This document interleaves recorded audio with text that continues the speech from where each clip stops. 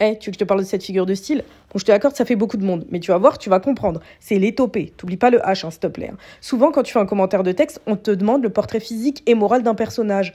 Bon, pour te donner un exemple, si tu dois faire le portrait physique et moral de Timothée Chalamet, physiquement, tu vas dire qu'il est blanc, qu'il a les cheveux bouclés, et moral, tu pourrais dire qu'il est généreux. Eh ouais, parce qu'il a donné quand même un jour son salaire pour une association, tu vois.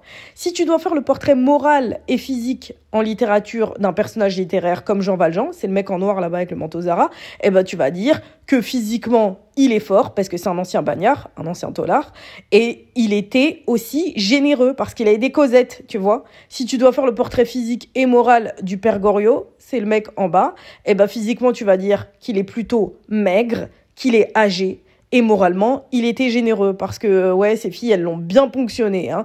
Mais bon, ça, c'est une autre histoire que je te raconterai. T'as compris? Donc, l'étopée, c'est quoi? C'est quand tu fais le portrait moral d'un personnage. C'est bien de dire étopée au lieu de dire portrait moral d'un personnage dans un commentaire.